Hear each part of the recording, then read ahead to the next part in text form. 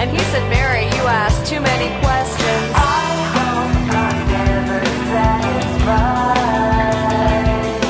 Yeah, I hope I'm never satisfied. And it feels so good to be misunderstood. It feels so good to be misunderstood. It feels so good to be misunderstood. Yeah, it feels so good. Yeah, it feels so good.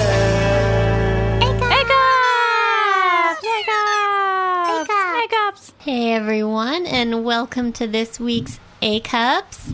A-Cups! I'm Ann Hirsch, and here I'm with Angela Washko.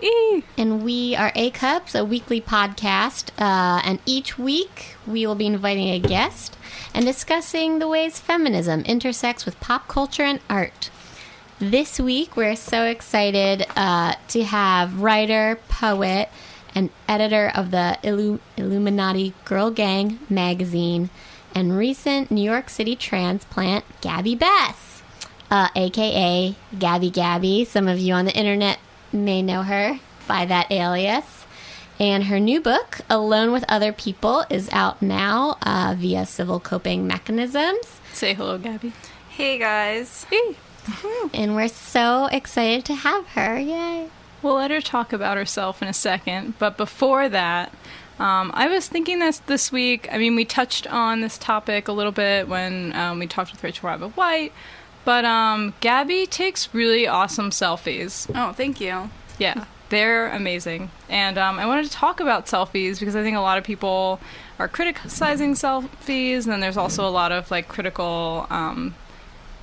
new critical theory coming out about selfies, and I'm wondering, like, what constitutes a selfie? What makes them different from, like, MySpace photos and, like, other iterations of, like, self-portraiture?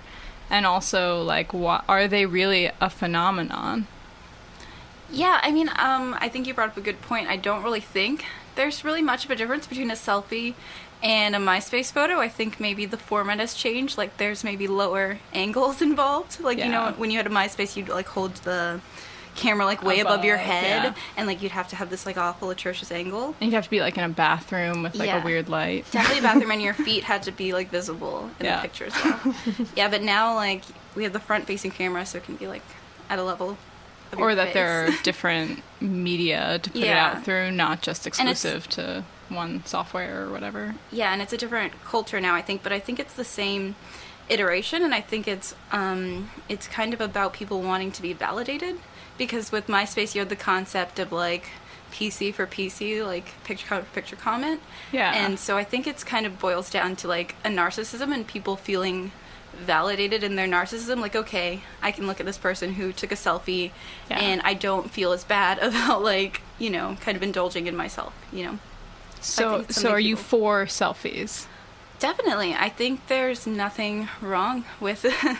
But what do you think is, like, what's awesome? Why do you, okay, if it's not too personal or whatever, but why do you take selfies? And, like, what does it do for you aside from, like, this, like for like sort of thing that you're talking about? Yeah, I think there's, like, the validation aspect, and I think it's also, it's a bit empowering. I feel like I feel like people kind of blow it out of proportion when they theorize it, and with the whole, like, preliminary materials for Theory of a Young Girl, and that's kind of, like, being, like, played up a lot. But I do think it's empowering in the way that the watched kind of regulates what the watcher sees. Yeah. Like, so when you're taking a selfie, you have the control of the camera. Like, your appearance is, like, completely up to you, and you can appear however you want someone to feel, and so it's not...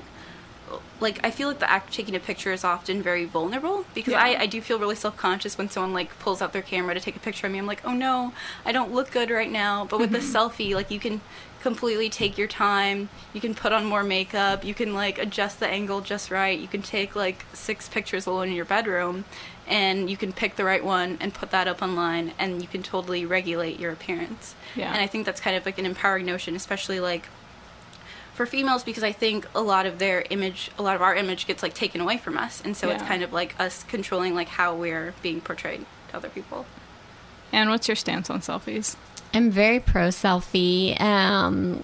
Like, when I was doing YouTube videos, like, a long time ago, like theorized, I was like, oh God, this is like this utopian, the internet's like become this utopian place where we can, women and, minorities can now have this space to create their own imagery rather than like letting other people determine what it is for us. And so like I wrote a manifesto a couple of years ago that was like really urging people to work to create their own imagery. I think that as it stands, like we still owe a lot of the tropes of our imagery to more old-fashioned notions. So it's like, oh, if I'm going to take a selfie, I want to look sexy, and sexy means I look sexy in this way. So I think a lot of people are still recycling these old tropes, but the more selfies that I see and the more that people post selfies, the more I think that we really are deviating from that norm. Like, for example, like going back to Rachel Rabbit, she posted a selfie that was really great where like it was her and there was like her period blood down her leg. Oh, and shit. I just like loved that so much. Yeah. But I mean, it doesn't even have to be things that are revolting or supposedly revolting. I think that just, the idea of presenting like a holistic person, someone who's vulnerable, who's sexy, who's smart, I think that's just really important, the idea of presenting a whole person. Yeah, I mean, I think it's really revolutionizing, like transgender movements and stuff, like bringing all of these different... I feel like there's been, for so long, the idea of what that meant was so controlled by mainstream media and magazines, and it was kind of ghettoized. But suddenly you have, like... Or not suddenly, it's been for a while now, but, like, YouTube and other... Now we have, like, Instagram and so many other ways to share these images, but it really paints a much broader portrait of what, I don't know, contemporary beauty could mean or whatever, and I think it's pretty awesome, actually. Yeah, definitely. I heard about the story of this young trans girl, and she was like 11, and her parents were very open to her dating boys and like being who she wanted to be, but they were just like saying, if you want to date a boy, you have to tell them that you're a trans girl. And so like in order for her to come out about that, she actually made a YouTube video that was kind of like just like breaking down her situation, and she was like, look, like I may not have been born a girl, but I'm a girl, and like it was kind of like, it was like a tutorial for other trans girls, but also like what she would show the boys when she would want to like hang out with them or date them. She'd be like, look, like you can, so she wouldn't have to have that one-on-one conversation, but she referred them to the YouTube video. She'd be like, look, like you can totally see what my deal is, and maybe it could work out. And I think that was like super empowering for like this 11-year-old girl to have like that kind of like state of mind about it and feel empowered to like do that for herself. I think so much of it is about shame and shedding shame and getting rid of shame. Like I don't have to be ashamed of being trans, of being a woman, of being narcissistic, or of being like, outside of whatever mainstream traditional beauty means or whatever. Yeah, exactly. And so like in creating the video and doing the selfie, that is the act of shedding that shame, of like reclaiming pride for yourself. So why is there so much criticism of the selfie? I think a lot of the criticism of the selfie has to do with like a criticism of this empowerment, largely for women. Like I think the criticism, when you say selfie, generally I feel like it implies that you're talking about a girl that posts a lot of images of themselves, and it's said, I think, in a really negative way oftentimes. Yeah, I mean, I think that like people hate narcissism, and it's seen as narcissism, and I think people like with the preliminary materials, blah blah blah blah. It's like the young girl is the epitome of this gross capitalistic materialist consumerist society, and like everyone is just completely and utterly revolted by that. Yeah. So the woman just becomes this like trap all or for like all the things in society that we further and exaggerate, but at the same time, those things that we hate about our culture. Yeah.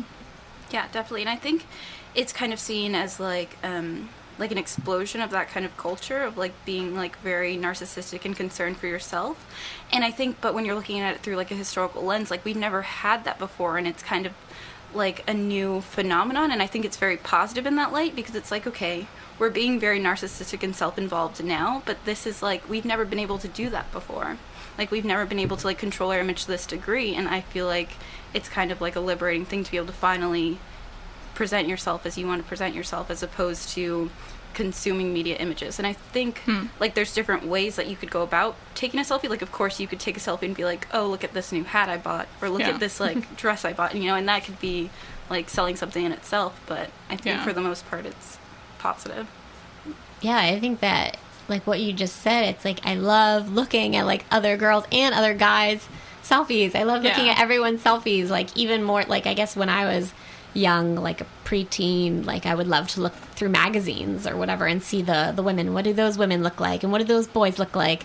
But now it's like, I would much rather just scroll through my Instagram and see tons of selfies and get that like high of like seeing other people in like intimate moments, or just what they wear, what they do, what they're up to. Yeah, because when you're looking through a magazine, you're like, what do these women look like? They're all going to look like the same type of person. When you're looking through your Instagram feed, you're seeing like a totally different there's kind more of, like, variety. Yeah, it's just more interesting. So that was a great conversation. Yes, loving it.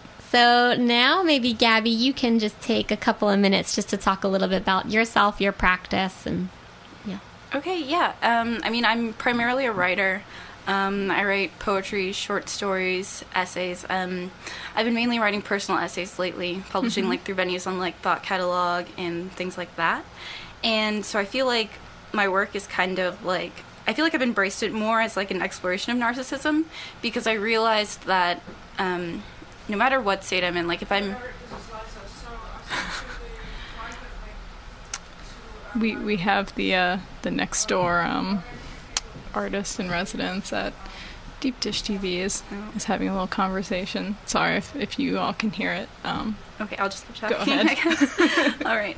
Yeah, and I feel like I've kind of embraced that narcissistic like element in myself, because I realize like whether I'm depressed or whether I'm feeling like more on like a manic upswing, like no matter what, like I'm feeling very self-involved. Like even when I'm depressed and I'm like not feeling great about myself, like I feel like I'm not feeling great about myself because I want myself to be better and I want myself to be a better person. And when I'm feeling great about myself, like I think I'm a great person.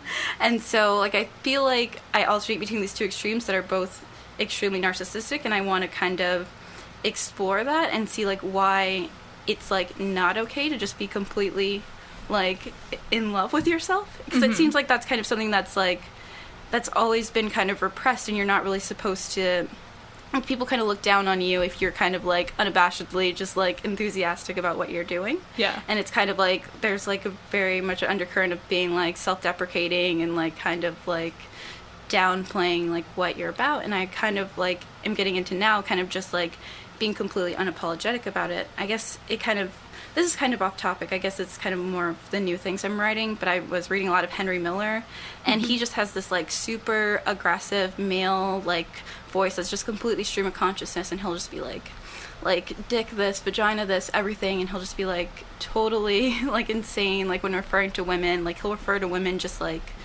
by describing their vagina, you know, and he'll just like refer to women like in terms of like his sexual relations to them. And I was like, I don't know of any woman that writes like this. Like it seems like women aren't like allowed to write like this. And so, and it's like, and there's such a tradition of men that write like that, like Roth and Miller and Updike. They're just like, my dick this, and like Updike is so hardcore, and it's just like everything is about their dick and about how everything is their dick, and it's just like I wanted to kind of explore what that would be for a woman.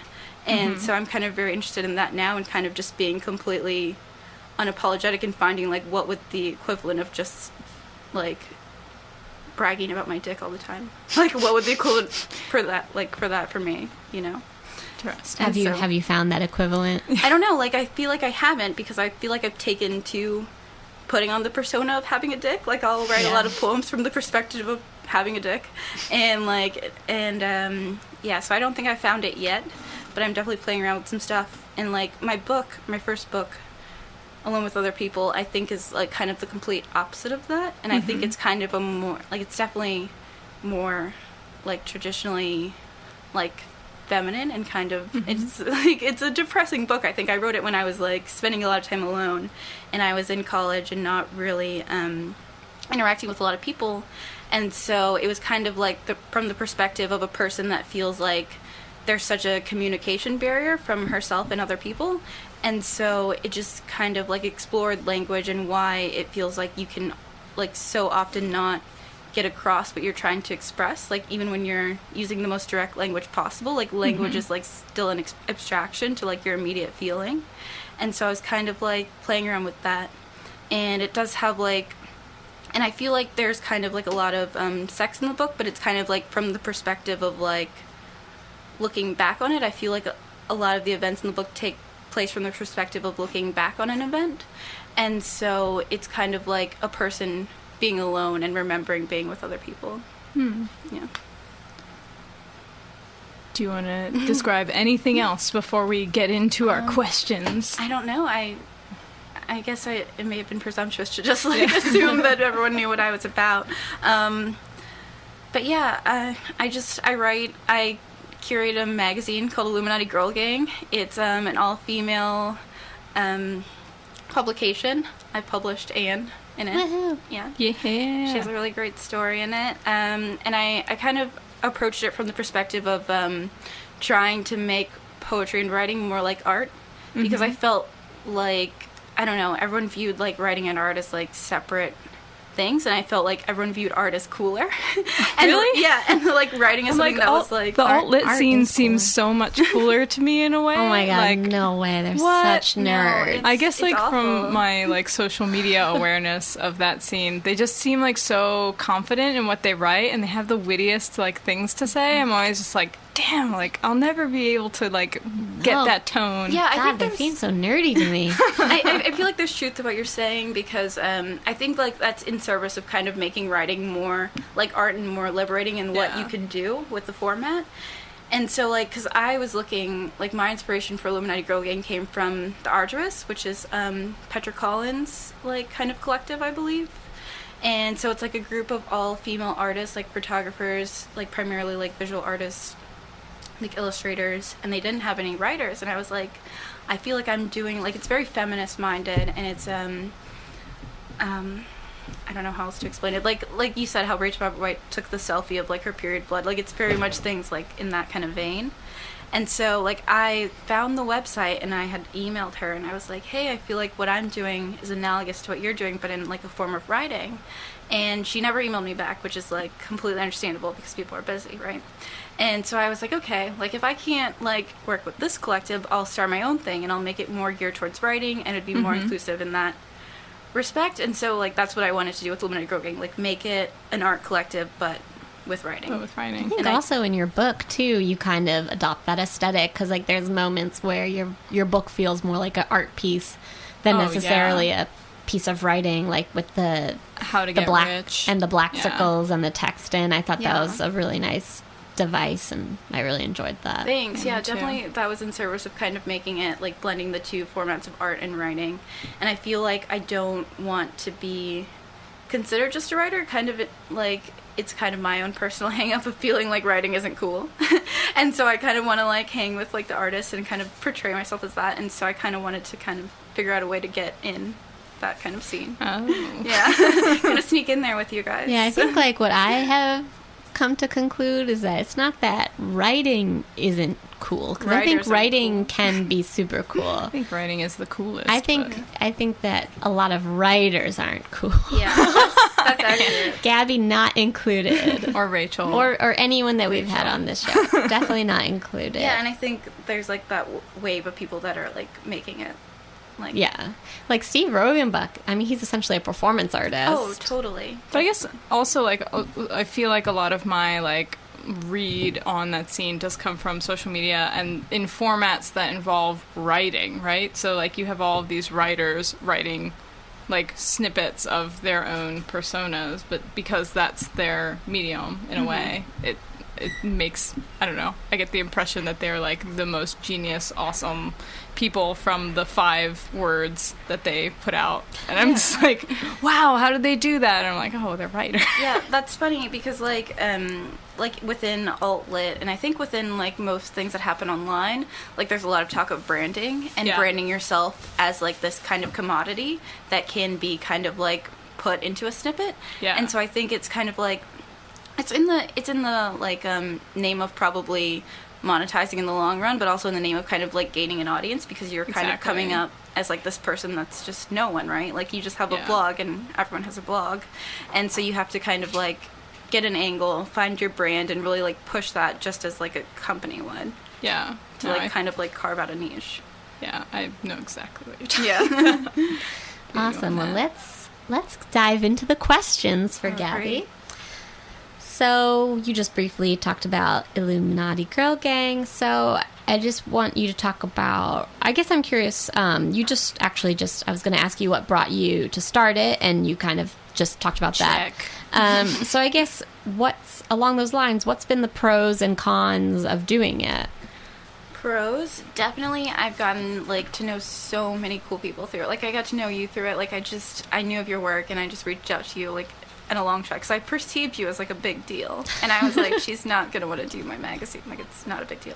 And so, but then I reached out to you, and you were responsive, and I reached out to people like Jennifer Chan and like Roxanne Gay, who's like an amazing like feminist like essayist that I like love. And so like people like that. And so I feel like I was able to just know cool girls like on a personal level, you know, and that was fun for me. I was like, okay, cool, more friends.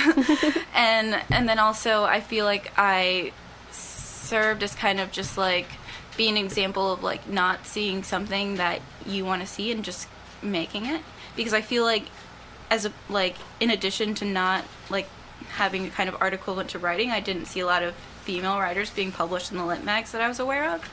And so I just was like, okay, I'm just gonna start my own, and I'll publish all female writers. And I feel like in the beginning I was actually kind of worried, because there was kind of like this false like conception created that there weren't a lot of female writers. Yeah. And I was like, who's going to be in this magazine? Like maybe I should open up to guys. Like I don't really know that many. And then it's just like when I started it and kind of like publicized it on Tumblr, and kind of like it got spread around through different people. Like I had so many submissions. I had like over 100 submissions, and I like each issue has like 25 contributors around. Mm-hmm. And so there was no shortage of finding like amazing female writers. And so I was super proud of that. And I was kind of like, I felt guilty that I like doubted you guys, you know? So I think everyone does. Yeah. Like piggybacking off of that, like, this isn't my official question, this is just my response to that. Like, I mean, in the art world, it's always like, you know, there are lots of women artists, but many shows and most galleries in New York are male dominated. Do you feel like the writing world is similar? Like, completely. I think it might be even worse. I think it's worse. Yeah. Oh, wow. I think it's worse. Like across the board, you'll have a lit mag with like 15 contributors, and maybe 3 or 4 of those will be female. And and it's like editors, you'll probably encounter, like if you're a female writer, you'll probably encounter like a male editing your work. And so like even your writing goes like through that lens of a male writer, you know? And so it's really disappointing, but I think it's just like a case of women just having to start their own things, you know? Yeah. Because it's like, it's not like there's a shortage of us out there. It's just that I feel like the people, like it's just self-selecting. Mm-hmm. Like, and I think people aren't even conscious of it, because my publisher, I think I was only the second girl he published out of like a catalog of over 20 books, probably. Oh, jeez. The second girl. And then there's only like 2 or 3 more girls like on the docket for up to 2015. Oh wow. Yeah. Because the only people that I really knew that they were publishing was you and Bunny. But I guess that's just my 2 favorite people. There's one other girl before me, Anna Carrot. Anna Carrot. Yeah. I'm not positive on how to pronounce it, but she's really great. I know her. But we're like the only 3 that are on the press so far out of like many guys. And so it's so skewed, and he wasn't even aware, like not to like talk negatively, but I mean, I approached him about it, and he was just like, didn't even think it was a thing, you know? Wow. Yeah. He was just like, I'm trying to get more women, but it was like, how are you doing that? Yeah, it was just having a conversation with someone before I was here, and we were talking about actually the podcast from last week where we had our boyfriends on, and just how neither of them said they were feminists. And so I was saying, well, you know, at the simplest level, I think what a feminist is someone who is for equality between the genders. Mm-hmm. And then she said to me, that it also was acknowledging that there is a disparity there. Definitely. And just people can say they're for women's rights or whatever, but they might not even understand or realize where what those discrepancies are. Yeah. So I thought that was a really good point, and it sounds like it's the same thing with this editor, that he doesn't even realize that there is a discrepancy. Yeah, it's something that people can definitely go their whole life without being aware of, because it's, I don't know, it's sad, but that's, like, really true, I think, because a lot of people, like, you'll look at their lit mags and you'll kind of point it out to them, and they'll just be like, oh, well, that was just based on the submission ratio that I got, or that was just based on merit, and it's like... Yeah, the people that I liked, that was just what I liked. Yeah, that was just what I liked, but I mean, like, you have to realize that, I know that lit mags are very subjective, and you should definitely totally do whatever you want with your own lit mag. Like, I'm not going to tell someone how to run it, but I think that I think it kind of, like, creates this atmosphere where women don't even feel like they're going to be accepted at that place, or at, like, submitting to there, so they won't submit, and they kind of just, like, self-select themselves out, because they realize that it's just, like, not, like, it creates, like, this really weird, like, male aesthetic that they won't even think their work would fit into. Are there, like, because, I mean, in art contexts, I feel like there have been, like, the Guerrilla Girls, and a lot of actually writing about this issue in the art world. Is there a lot of, like, critical discourse in writing about the issue? I don't know the level of it. I'm aware, like, Roxane Gay definitely is, like, very active in, like, pointing out feminist, like, issues and essays and things like that. And there's the Vita Institute. Are you guys aware? I'm not. Of that? And, like, I don't know what the acronym stands for, but, like, every year they do a Vita count, and it, like, outlines the ratio of women to male, like, readers, writers, and, like, contributors for, like, the top like 10 like biggest magazines. So that is like the Guerrilla and it's Girls. like, it's like the Guerrilla Girls, and it's like this, they do like a bunch of research, and it, like, totally calls out, like, these huge magazines like Harper's, only like it was like 20% of their contributors are female. Yeah, that's such an awful ratio for, like, a huge magazine, and 20% of their, like, editors are female, and so it's like, and that's pretty much how it is across the board. Like, the numbers don't really reach above that. And I mean, so I don't know, like, what is, like, the action that, like, ever results of that. Yeah. So I don't know. I've never, like, heard of anything like the Guerrilla Girls, of someone actively going out and doing, like, campaigns or doing, like, kind of, like, activist things about it. But yeah. Well, I think that, like, so we've acknowledged that there's this discrepancy within numbers, and so, you know, as a result, you know, women need to create their own things, and, like, with Illuminati Girl Gang, you know, you did choose to keep it all women, and I think a big argument, and not one that I personally subscribe to, but one that I hear all the time, is that, oh, that's just the woman ghetto. That's when you make something all women, that's just a feminist ghetto, that's a all-girls ghetto. I don't want to be a part of that. I want to be part of a gender balance group, or all men or something. Or that argument that, like, oh, that's an all-girl thing, and they're saying that women are better than men, and... Or that it's just like, oh, that's all women, I don't need to hear that stupid feminist stuff. That's not interesting to me. Like, women themselves are saying that? Women and men. Or it's too diaristic, or... Yeah, it's just like I hear a lot of women saying, oh, I don't want to be part of an all-girl group. I don't want to be part of an all-female group. And a lot of men saying, that doesn't apply to me, I don't care. Yeah, fuck that shit. Yeah, so, like, what are your thoughts on that? I feel like I definitely get a lot of fuck that shit comments, and I think that there are even women that would not submit, I don't think, because it's all women, and they just feel like it'd be taking too much of a political stand to be a part of it. Right. I think, because I feel like a lot of women still don't consider themselves feminist, and they, in, like, a way that they would actively, like, participate in something that called itself feminist.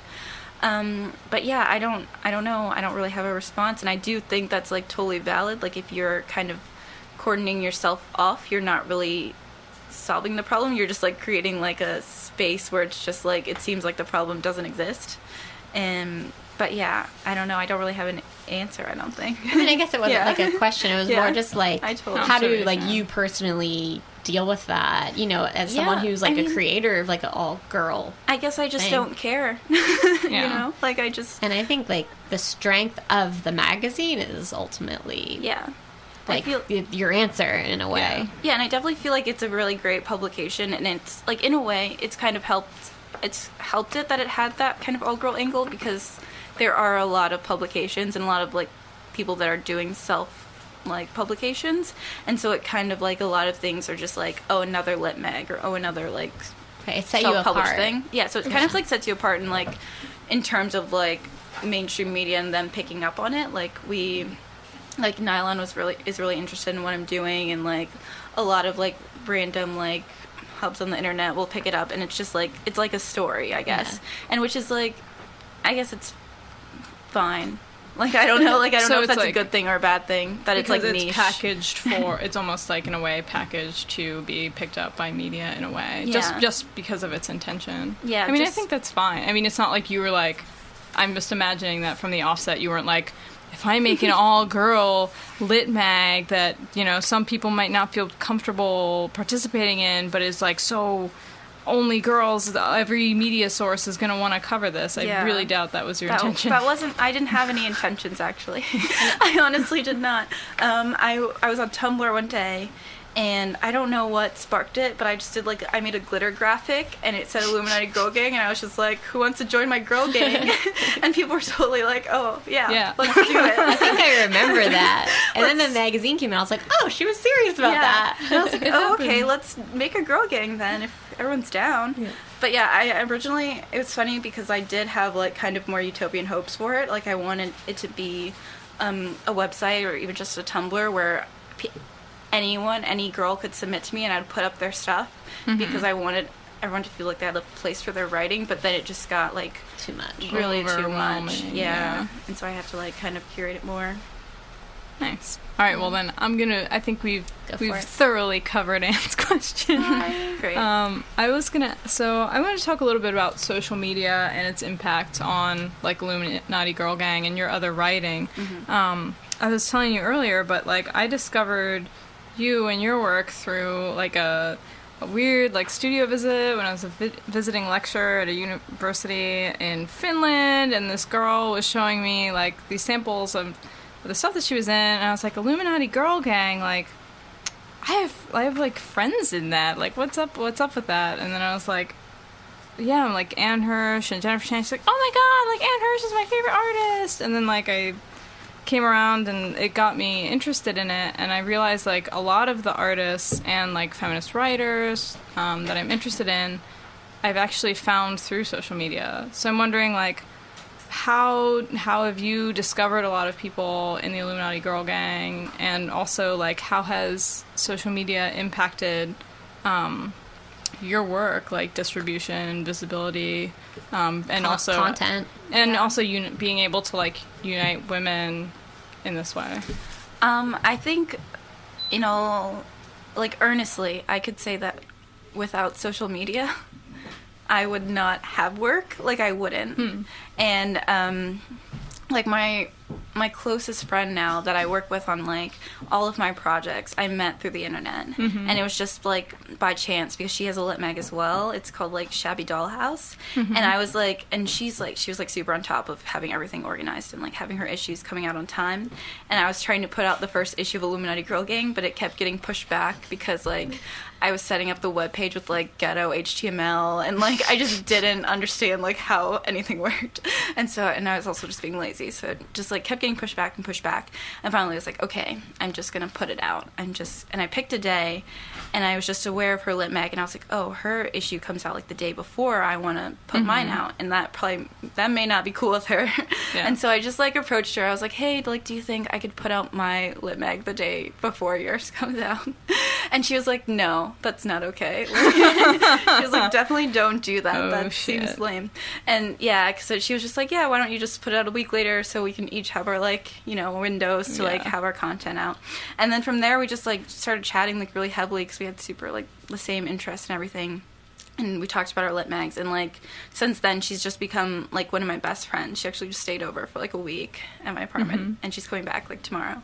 And so like I wouldn't, like, without social media, like I wouldn't have met my best friend and the person that I like work the best with. And then like in terms of Illuminati Girl Gang, I feel like I had zero contributors that I was like, it was someone I knew in my real life that I'd be like, oh, you'd be perfect for this magazine I'm doing. It was everyone that I just reached out to that I followed on Tumblr and was really interested in their work, or someone like I just knew peripherally through other people online. And so like everything's like completely 100% internet based. And I like, it was funny, I was talking to someone and they said something about like something about their friend group or something, and I was like, oh, that's funny because I never had friends until last year. Like, I was like, until I came on the internet, like I never had friends. And so yeah, it was just like, I think when I started like kind of putting myself out there as a person online, it was easier for me to meet people that had similar interests to me, because it's very like, you're just totally able to meet someone that's like specific to you. Like all their interests are just like outlined out there for you, and you can like gravitate towards the people that are doing similar things as you. And I think like just because I grew up in like a really small like town, I lived in Virginia, not a lot of people were doing things like dealing with feminism and dealing with like online art or online writing at all. Like I would say zero. And even in college, it was kind of like really like academic atmosphere, and it wasn't as like geared toward anything like that was happening online. Right.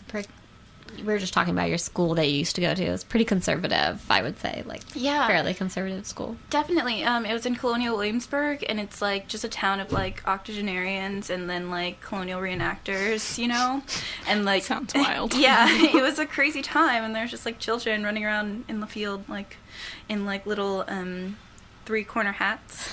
And so yeah, it was a good time, I guess. From Williamsburg to Williamsburg. Back to back Williamsburgs.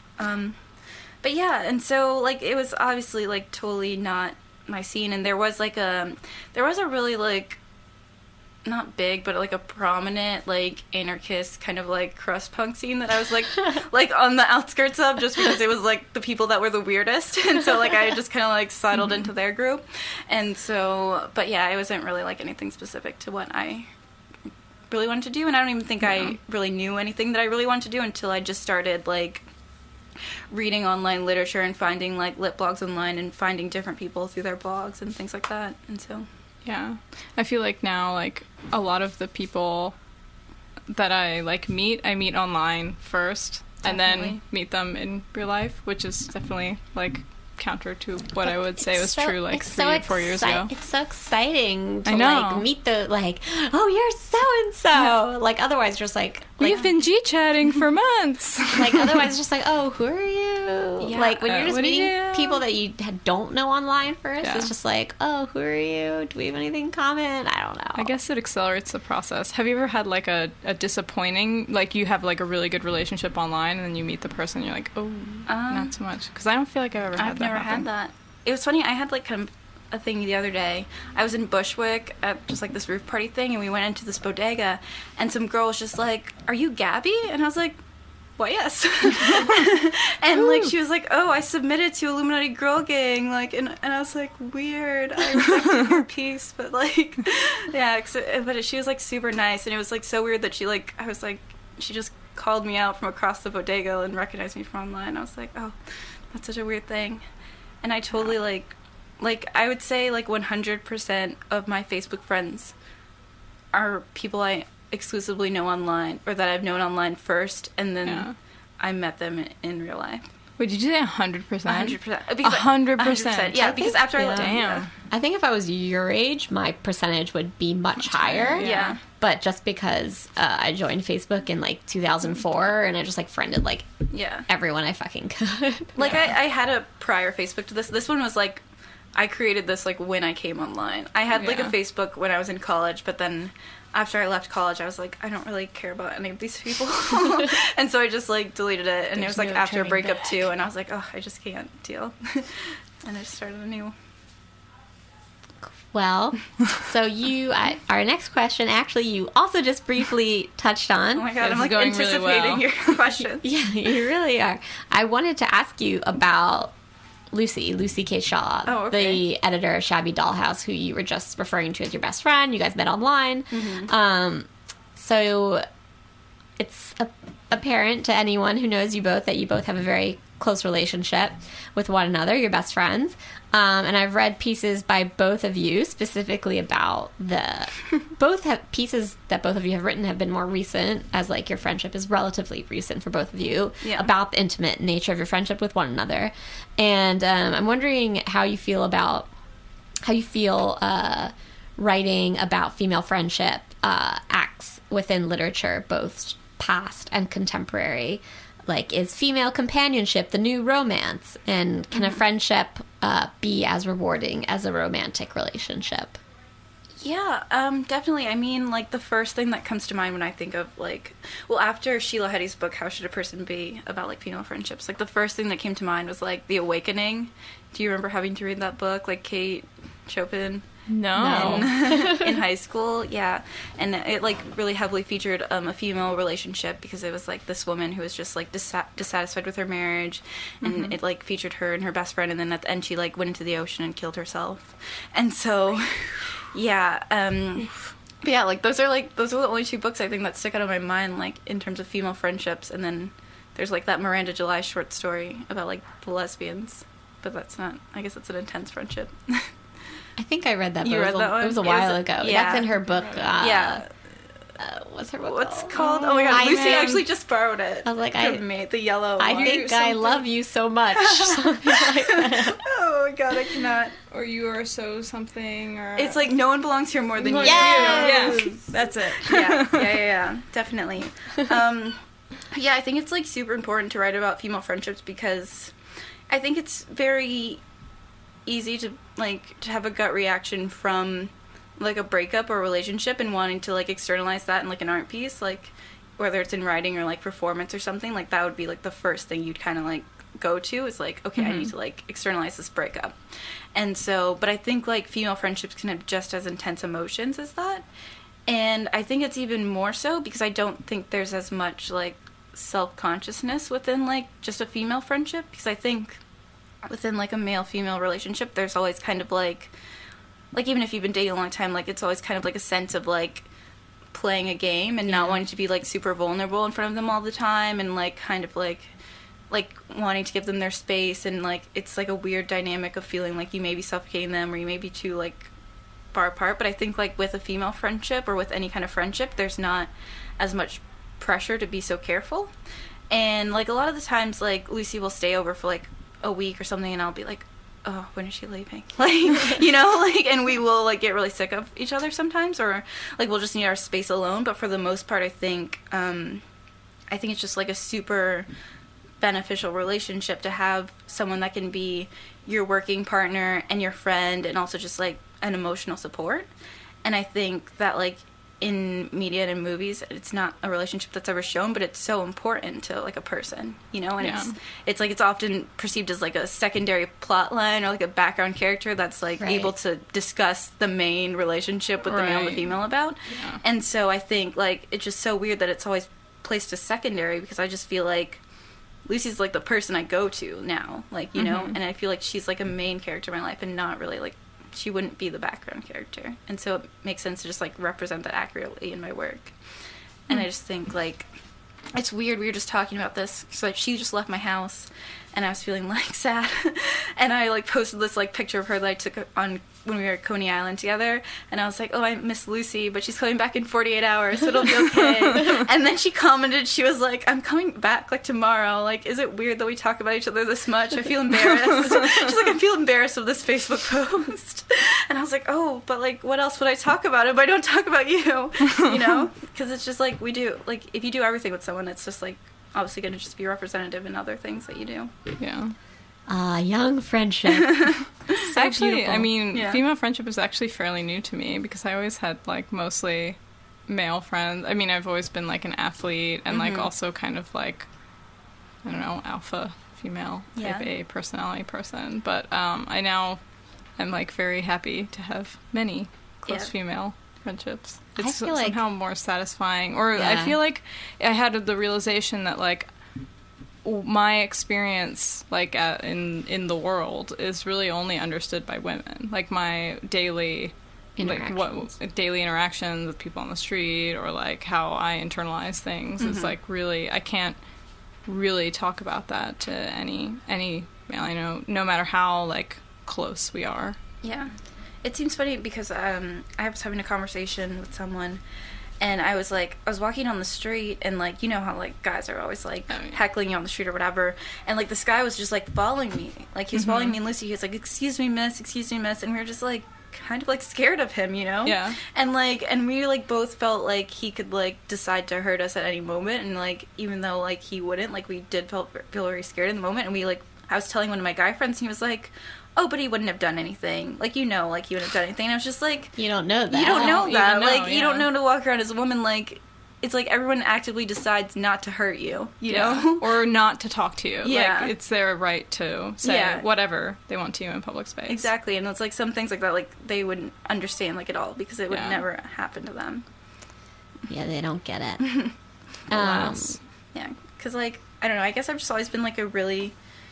intense person, and so I'll just be a person that has, like, one friend at a time, you know? And, like, my first, like, intense feeling relationship was with my best friend in high school. Her name was Joanna, and we just, like, it was like we were dating. Like, we didn't date anyone else, and we were just, like, friends with each other, and we were, like, each other's, like, one friend. And I feel like I've definitely noticed a pattern. Like, if I'm not dating someone, I'll just have one female friend. And if I'm dating someone, I'll be dating them and not have any other friends, you know? And so it's kind of like this really intense thing. So now I have Lucy, and I also have a boyfriend, and so I have to kind of, like, navigate the two relationships hard. for the first time. Yeah.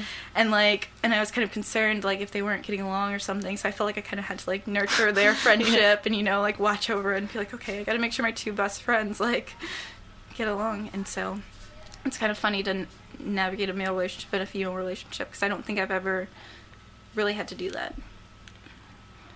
All right. Well, we didn't say it yet, but you're 20 years old. You are so young. I'm 20 years old.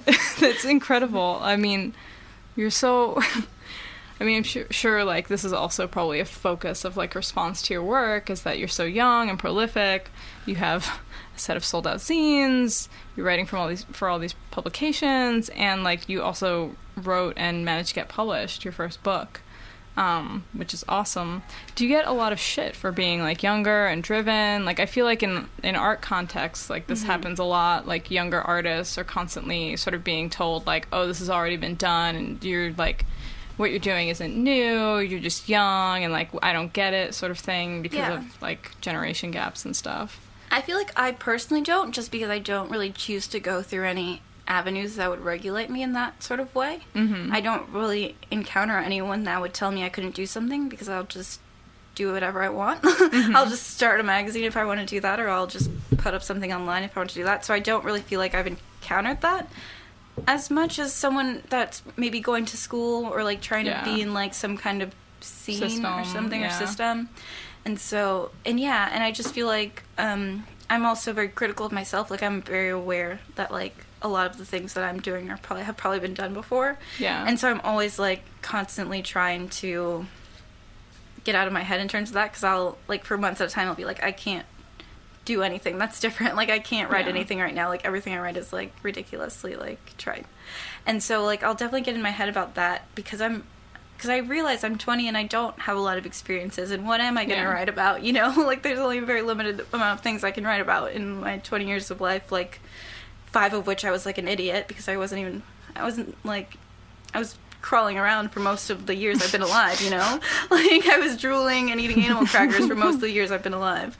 And so I'm just now, and also I was very sheltered in high school, so I'm just now, like, starting to be able to experience things that would be relatable, or that I can draw on in terms of, like, topics and things that I would write about. Yeah. Or that I would be interested in exploring. And so it's also, so I think it's just a lot of me taking it upon myself to, like, educate myself, and always want to be, like, not being seen as, like, this young girl that's, like, an idiot. Yeah. Because I feel like, as a girl, people are already looking at me like, oh, this is just, like, this girl stuff. Yeah, this is girl stuff. Stupid girl stuff. So, you know, and it's also, I'm young, adding on to that, so, I don't know, it's kind of, like, a hard thing for me to, like, just get out of my own head about, because I do feel like, a lot of the times, I am just, like, a 20-year-old person. Like, why would anyone be interested in anything I'm doing? So what has the, like, critical response to your work been like overall, like your recent book, or? I think it's, I actually did this one video.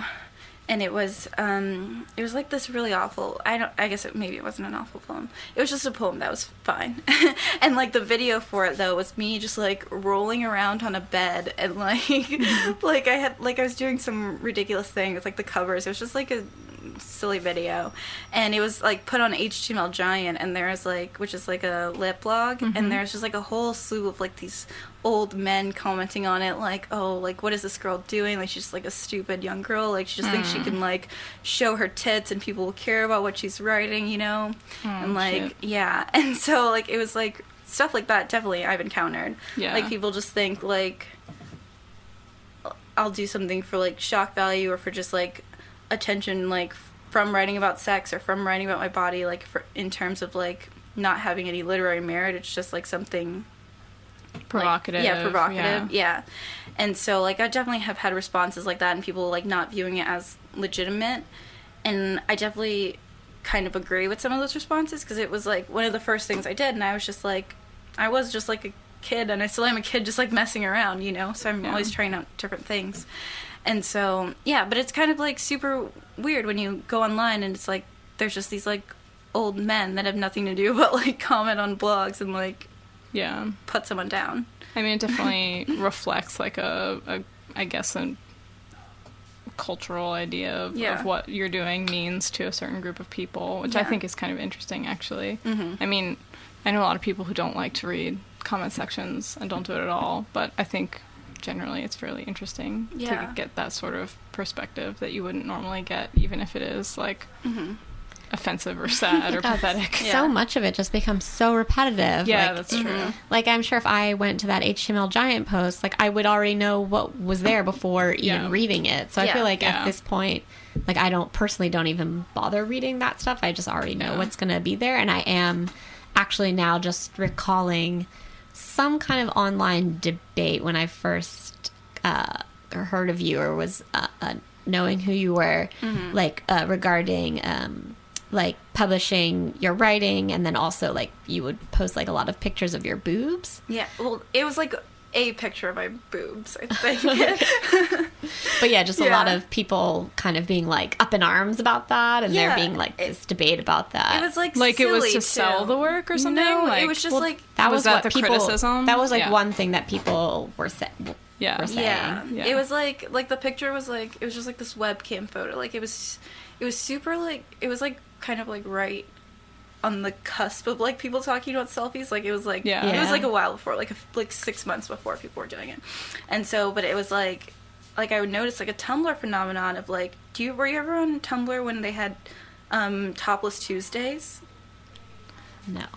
I may have been on Tumblr, but not aware of Topless Tuesday. There was a thing that was, like, really big on Tumblr, was, like, Topless Tuesdays, and so, like, it was a thing girls would do to, like, gain more followers, would be to post pictures of their boobs, and, like, tag it, Topless Tuesdays, so people could find it in the tag, and, like, view their pictures and stuff, and I noticed it, and I was like, this is, like, super interesting, like, feminist, like, topic, and I was like, and I kind of, like, I wasn't very eloquent about it. Like, it wasn't like I was making any kind of overt statement, but I did, like, one, and I was like, and I put as, like, text over my picture, I was like, art or porn, and then, like, under it was just, like, my body is my body, or something, like, saying it wasn't, like, an art object or a porn object, it was just, like, a body. And it was, like, kind of, like, just, like, a basic kind of, like, thing that, like, someone would do, you know? And then, that kind of, like, got, like, a really visceral response to people just being, like, people that, because I'd never done anything like that, I just posted my writing, so people, like, saying I used that as a device to get people to, like, become interested in, like, my persona or my writing or something so like that. So they took, like, that action at face value and kind of categorized it with what the intention of Topless Tuesday or whatever sounds like it is. And it was, like, a reaction to that, but it was, like, I guess just the way, because I wasn't very overtly, like, trying to make, like, I wasn't very overtly saying that I was making a statement, or I kind of just, like, put it out there without any kind of context, because I was just very interested in, like, what, because I was interested in, like, what kind of response it would provoke, and so, like, that became, like, a whole thing, and there's, like, this whole debate, especially among a lot of women writers. It was, like, do we need to show our tits too, like, for people to look at our writing? And so it was taken, like, as a completely, like, different thing than what it was. Like, it was completely taken as, like, completely, like, anti-feminist. Piss. Yeah, I mean, I think that, like, a woman being naked and showing herself shouldn't necessarily be automatically anti-feminist. I think that when it's not her choice to do that, whether for financial reasons or cultural pressure or job pressure or whatever, then it becomes an unfeminist thing, because it's not up to her. Like, it gets conflated, though. Like, would you say Topless Tuesdays would be a feminist statement if, like, these girls feel pressure to, like, show their tits for like likes or follows and like feel like got like validation from guys for doing that? So it's like, I don't know. I think that does sound that seems like an anti-feminist gesture to me in a way, because the construct makes it so that, I mean, at least in the way you're describing it to me, I'm not familiar with it, but the construct that puts women in a position where they're going to gain a following because of that structure. Was that but I'm wondering, like was it started by Tumblr? I know, but I mean, I'm sure it was a hashtag or whatever, but like, was that, I wonder, like, started by women?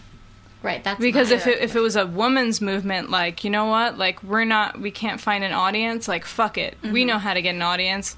Let's get the tits out and then see who's following. Like, I think it was very much not. I think it was like you know, like the whole MySpace thing where it was just like you can become like Tumblr famous and people wanted to get likes and things like that.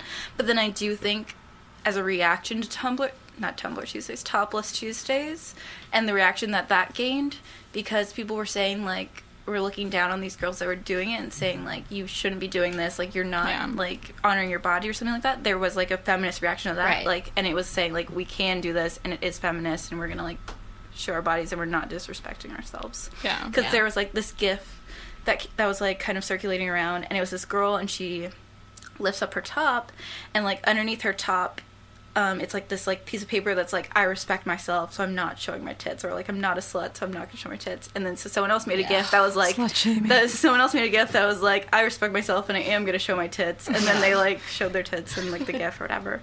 And so tit gif war. Tit gif, it was like a whole thread. And well, I had a question before this, but I think I want to skip to this question, and it might be the last question. But I feel like we should talk about alt-lit, because I feel like you're, like, in that movement. People within that movement know who you are. And, like, how would you define alt-lit?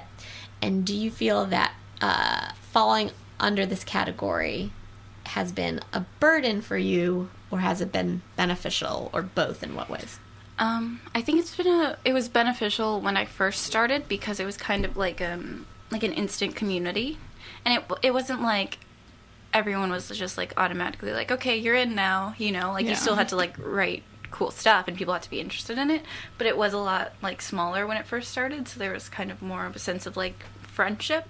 And like, I see you have like a Ustream broadcast or something up. I don't know if that's what this is playing through, but like Steve Rogenbuck, he used to do Ustreams. Yeah, I remember that. And so, like, it would be, like, this whole, like, party, like, on the internet where it was, like, people, like, you didn't know, but you were kind of, like, peripherally aware of. And so everyone would just be chatting and getting to know each other. So it was kind of, like, making friends. And then, like, I feel like it grew into this, like, weird thing where it was, like, people are recognizing it as, like, a category and trying to, like, put a label onto it. And I don't know. I feel like as an aesthetic, it's kind of very, like, disjointed. There's people doing very different things within it, and so I don't know. I really can't speak to what alt-lit is, other than like people that have similar maybe worldviews and feel like interested in being friends with each other based on their writing and based on like being interested in their writing, at least at first. And then now it's like kind of a whole different thing. Like I couldn't even speak to like what's going on with it right now, because I feel like over the last few months I've just been so like focused on my own work, and also just like being here in New York and being like a person in real life. And so it seems like everyone that I was friends with on the internet kind of moved to being my friends in real life, and like the people, and then like we have like an alt-lit gossip spread on Facebook where people kind of like post things about alt-lit and whatever, and that has just been like completely taken over by like new people that I don't even know who they are. And so it just feels like the people that I got to know within alt-lit just like moved into like, I would categorize them as friends, and then alt-lit kind of like branched off into like this whole different thing that I don't really know how to speak to right now. But it does seem like really interesting to me in that it is kind of making, like how I was saying before, how writing doesn't seem cool. It is making writing seem cool, and a lot of people are wanting to be a part of it. Because if you look on Tumblr, like through the Outlet tag, like there's just a whole bunch of like hundreds of people writing things and tagging an outlet and wanting to be like a part of it. Mm-hmm. So that does seem kind of cool how it's like democratizing it. But I also do think things like that also kind of just like fragment it and make people confused as to what it is, and also make people feel like it's not legitimate. Because if you like, the whole point of it is it's like a democratization of writing, and you don't have to go through lit mag channels, so it's like the content threshold is very low. Like you can write whatever and like you can call it out lit and no one's gonna be like upset at you or saying you can't do that. And so I just feel like from an outside perspective, if someone looks in on the whole thing holistically, they'll just be like, who are these idiots? You know? And I feel like that's a lot of what the critical response is. Like when you look online, it's just like these are like just dumb kids writing about being sad or writing about like being horny or something. Yeah. I noticed that there's a lot of overlap, I feel like, between like the net art and alt-lit, and I think it has a lot to do with like distribution and audience, because the alt-lit audience, I feel like, is largely reads things online, net art producing things that's specifically for online or using online mechanisms. Yeah. I think it's such a broad framework that it's hard to like, I don't know, I understand the benefit of being a part of a framework like that, because for somebody outside of those, like, outside of your, you know, bubble or whatever, or your curated community, like, to be able to describe what you're doing and to be able to say, like, this is, some people would call this alt-lit, and somebody might be like, oh, that's like Taolin. I feel like a lot of people I know, like, when you say outlet, they're just like, Taolin. Oh, like the Taolin guy, like, who writes, like, Gmail chats. Yeah. And I'm like, oh, wow, I don't really know, actually, how to describe outlet. Yeah, it's definitely, like, when you put a label on it, it's easily, like, categorized, and, like, people can recognize, like, kind of where you're coming from. But then I also think it takes away your agency in your own work and kind of, like, differentiating yourself, because I don't really feel like I write similarly to Taolin, but I do feel like it's going to be, like, from an outside media perspective, it would be, like, lumped in with the same, like, Tao, Marie kind of, like, framework. Yeah. And so I think there's kind of, like, a pushback between some people trying to, like, differentiate themselves and separate away from it. But I feel like overall it's been pretty beneficial as to, like, creating a community and also kind of, like, creating awareness of people. Like, because when you do have a group, like, it's able to be, like categorized as something, and like media attention, like obviously, like no one goes in, like as you said, like no one goes in like thinking they're gonna gain media attention from it, but it's like when you put it in like a category, it's more easily able to do that. Yeah, I feel like your description of alt-lit was essentially the way that I feel about net art. Yeah. Like, it's people doing all different sorts of things, but it's essentially a community, a group of people who are all on Facebook looking at each other. Yeah. And it creates also, like, a forum for discussion and support and visibility that otherwise, if you're not, like, about net art, like, you wouldn't have that necessarily. I feel like self-conscious because I keep quoting myself, but I was saying the other day...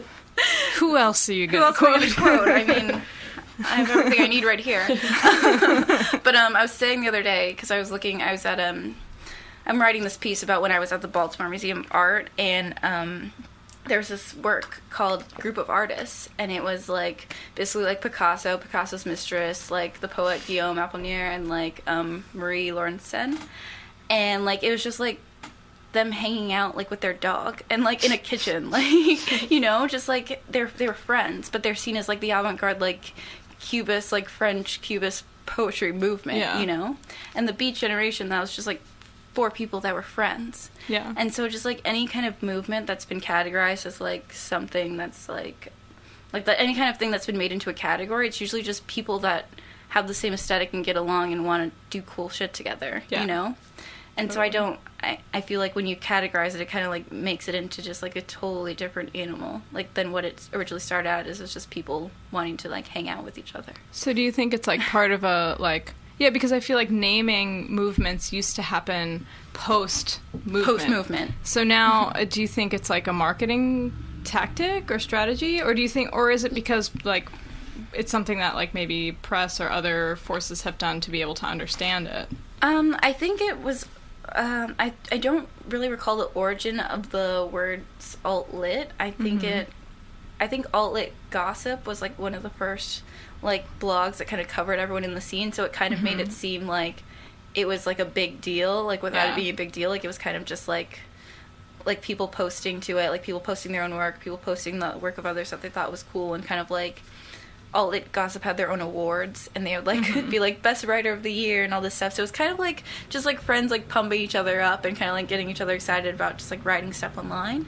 Yeah. And so like in a way it was always kind of self-aggrandizing, like kind of just like everyone giving each other awards and like pat each other on the back and just kind of like talking about each other. So I do think it was like in itself kind of naming itself, and then I think just because it was already so easily like branded that it was just able to be picked up on. And so it did, like it was already starting to like name itself like while it was happening, like it wasn't like a post thing, obviously. Yeah, I think just because of the internet and technology, generations and time, everything is moving so quickly, like we can't keep up. But I think that wow. This one went really quickly. Fast. I'm it's sorry. already like over an hour. My gosh. But is there anything that you want to like plug or talk about? I don't know. Anything you have? Buy my book, man. I gotta pay my rent.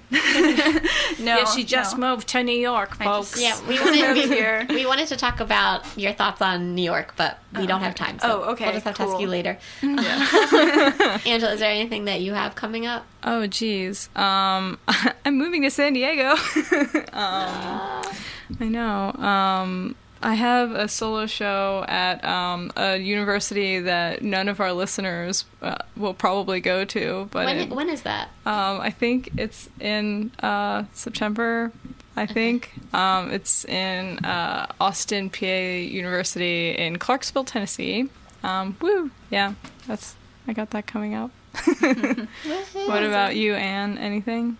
I have stuff for next week. Okay. But I think between this week and next week, I'm good. All right. I'll do my announcements next week. Oh, Gab, did you have like a website that you want to announce that people can check your shit? I have a website. It'll probably change because I have to renew my domain name before August 1st. But for now. You can totally reach me. This won't change. My Twitter is @SeamsTween. The word seems and the word's tween. And then my Tumblr is blog.gabbygabbypoetry.com. And that'll change too, probably. Well, thanks so much for coming, Gabby. It's been like a real pleasure talking to you. The podcast, A-Cups, is available on iTunes if it's your thing, listening to podcasts while you work a shitty office job, because I know it is for me. That's definitely my thing. Or 100%. Whatever shitty job that us creatives, even one that writes books, has to have.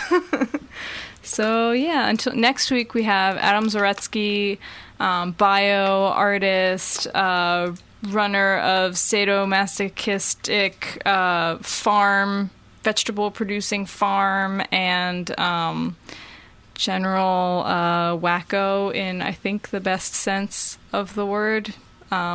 Not sure how that's going to go. Looking forward to it, though. Woohoo! Woo. All right. Well, that's a wrap. Thanks for listening. Yay.